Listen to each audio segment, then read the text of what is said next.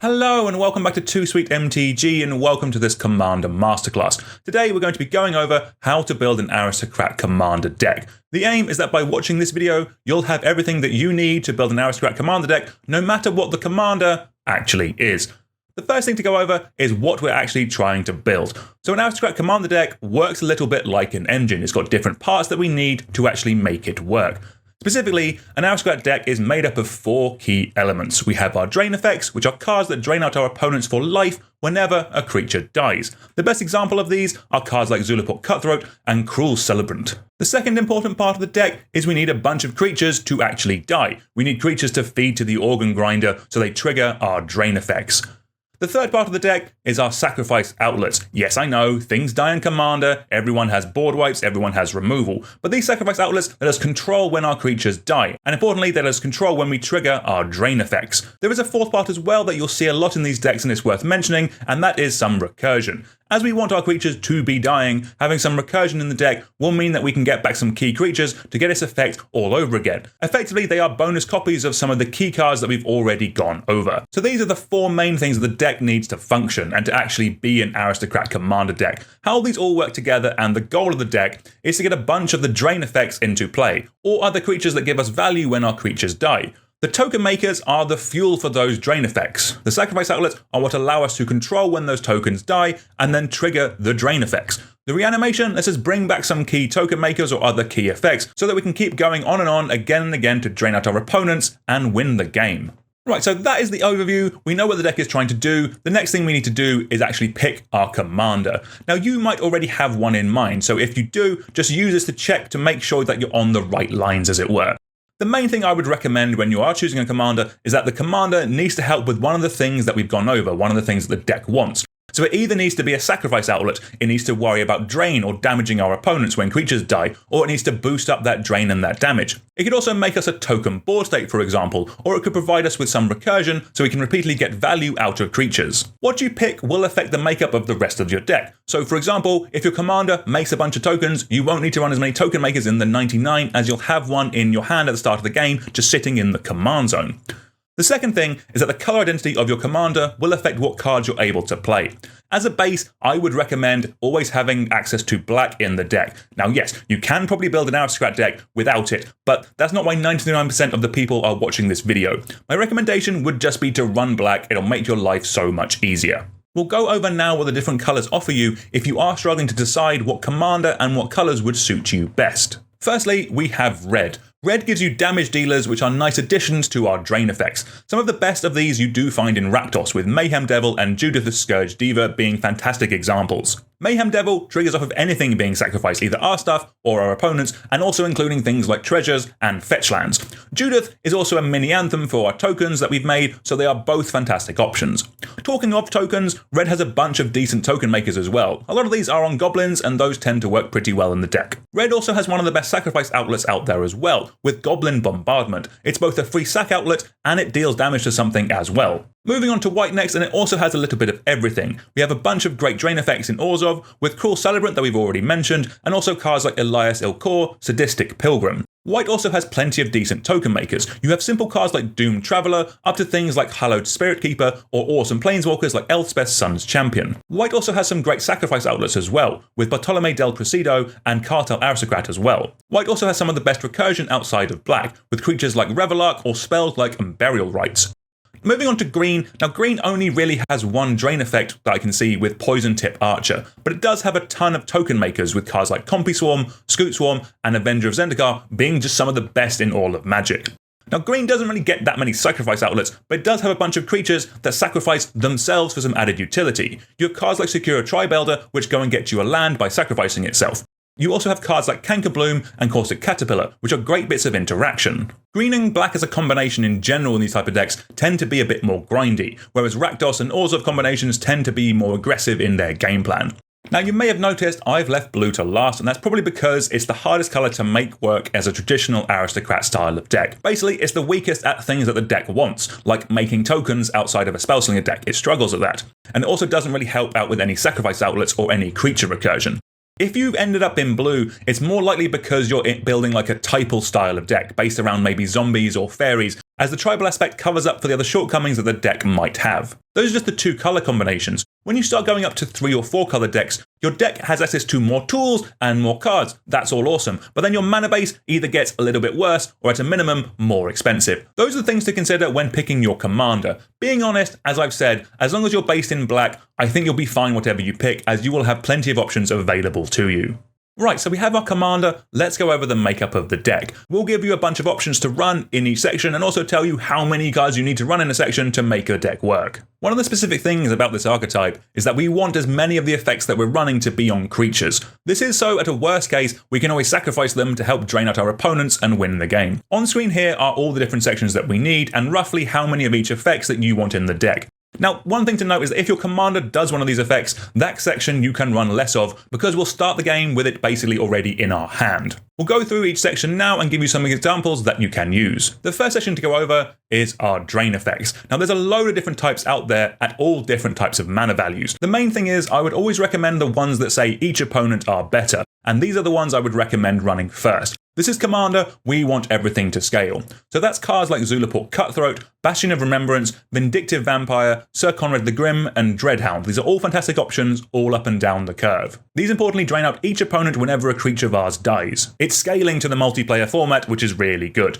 The other types of these drain effects are cards like Blood Artist. Now this triggers a similar style of drain effect whenever any creature dies, including our opponents. That is pretty good, but the trade-off there is that we only drain out one opponent, we don't drain out the whole board. Now that doesn't mean you can't run cards like Blood Artist, Falconwrath Noble, or Sanguinary Priest, but what I'm saying is run the cards that affect each opponent first because they scale better for Commander, and then you can run these cards if you need to top up this section. It's also worth mentioning here a card like Mirkwood Bats. Now normally I would not be mentioning a card that only cares about tokens, but this is very much the exception. The drawback of it only worrying about tokens is very much mitigated by the fact that it causes life loss to each opponent with tokens on the way in, and importantly, on the way out. It's just a very good Magic card and can win games. There's also cards in other colours that we've already mentioned that also fit nicely into this section. Ideally, we're looking to run between 8 to 10 of these drain effects in a commander deck, and that's because we want to be seeing multiple of these in a game. They get much better in multiples and is one of our key win conditions. Our second section is our token makers. These make it possible for us to actually have enough bodies in the deck to drain out our opponents. If you think of it from a pure maths point of view, our opponents start at 40 life. If we just have one drain effect out, we need to sack 40 creatures to win the game. Yes, I know there's a lot of other ways people can lose life in Commander, just like being attacked, things like that. What I'm trying to get across to people is the mindset of we need a lot of fodder to make this deck actually work. As mentioned previously, I want these to be on creatures themselves. The best ones are creatures that make more creatures turn after turn. Cards like Ophiomancer and Jadar, Ghoulcaller of Nephalia. There's a ton of cheap to cast options that are 1 or 2 mana that come with at least 2 bodies. Think of simple cards like Doom Dissenter. It's not a super impactful card, but it gives us something that we can play early and then we can sacrifice it later on to give us 2 bodies in 1 card. As they get more expensive to cast, then they need to make more and more tokens. So at 3 to 5 mana, you have cards like Pawn of Ulamog, you have Sengir Autocrat, and you have your Edric Sar, Master Breeder. Then when you're up to like 6 mana, you have your Grave Titans and your big other token makers. In a deck, I would generally go for between 10 and 14 of these effects. We want to see a decent amount of these over the course of a game. Next up is our sacrifice outlets. The best ones we want to run here are importantly free to activate. That means we're not paying any mana to sacrifice a creature.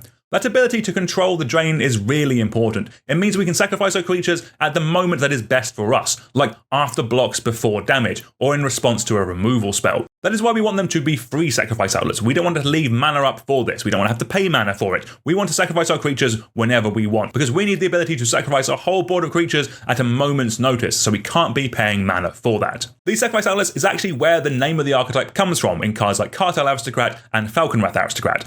In terms of numbers, we don't need as many here because realistically, we only need to see one of them in play. We only ever need access to one sacrifice outlet at any one time. In terms of makeup, I would probably go for a bit of a mix here. Most of these would be on creatures with cards like Carrion Feeder, Viscera Seer, Yeheni Undying Partisan, all being fantastic options.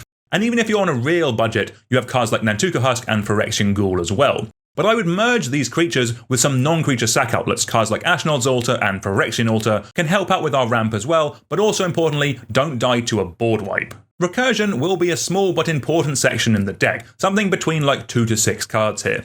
The aim of this section is not to reanimate one big creature at a single time. We either want to be getting things back turn after turn, so you have cards like Phyrexian Reclamation, or we want to bring back our whole board in one turn so we can sack it all again, so you have cards like Living Death, things like that. Next up is our ramp section, and like with every deck, we want somewhere between 8 to 10 bits here. The base of the deck will be dependent on what colours you have chosen. If you're not in green, then you're going to be focusing on your standard mana rocks, things like your signets, your talismans, your soul rings, etc., all pretty standard fare here. A card like Solemn Simulacrum is also really good, as it can go in absolutely any deck, it ramps us when it comes in, and then we can sack it later to draw a card. If your deck is in green, then you have a bunch of great ramp options available to you. Mana Dorks are a great ramp that we can sack later on in the game when we have no more use for them, but you also have cards like Wood Elves. This brings a land with it when it comes into play, and then afterwards we can just sack it as we've already got our use out of it. In an Aristocrat archetype, I would personally go for 8 bits of regular ramp. That is our Soul Rings, that is our Talismans, that is our Mana Dorks if we're in green. And then on top of that, you can run 2 bits of archetype-specific ramp, so cards like Pitiless Plunderer or Mahedi Emporium Master, or something like an Ashnod's Altar on top as well. You need your base, you need your 8 bits of regular ramp first, and then you can run some cool bits on top of that to top up the deck. These cards are all very impactful and will make us a lot of mana, but they don't do anything by themselves. That is what we need our ramp to do at its base level. Next up is our card draw, and like with ramp, you want between 8 to 10 bits here to help you draw the cards that you need to get you through a game. You'll always have your generic bits of card draw, like your Phyrexian Arenas and your one-time effects. They're all fine. As time has gone on, I'm just getting more and more of a fan of the one-time effects that require you to sack a creature to draw some cards. I would always pack a couple of these in an archetype, especially like this. In any deck making tokens, you also have to consider a card like Skullclap. This basically turns any 1/1s into 2 cards, while also technically being a sacrifice outlet. Absolutely fantastic card. Then you have cards like Grim Horospex and Midnight Reaper that draw us cards whenever a non-token creature dies. Yes, a lot of the things we're going to be sacrificing are tokens, but there'll still be plenty of non-token creatures that these will basically allow them to replace themselves with cards. Very, very solid. If you're in green, you have access to cards like Moldavine Reclamation or the very all-in Fecundity.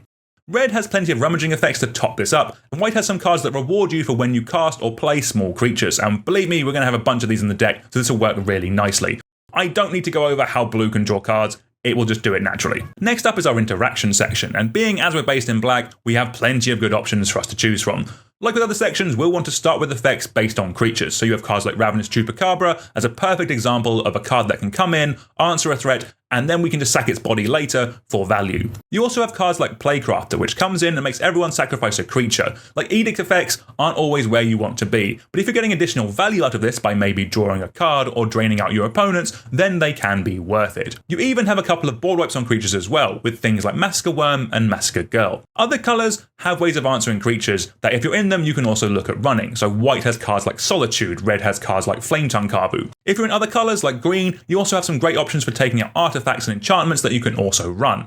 Another fantastic board wipe that's worth mentioning is the Meathook Massacre. It's a board wipe and a drain effect all combined into one card, but it is a little pricey at time of recording, so that might be a reason not to include it. Of our 8 to 10 bits of interaction, I would put slightly over half of these on creatures, the rest I would put on just super efficient spells. Like if you're in white, run a Path to Exile. If you're in red, run a Lightning Bolt. You have access to these cards, you might as well play them. Then next up we have our win cons. These are cards that help push the deck over the line and guarantee that you're going to be winning the game.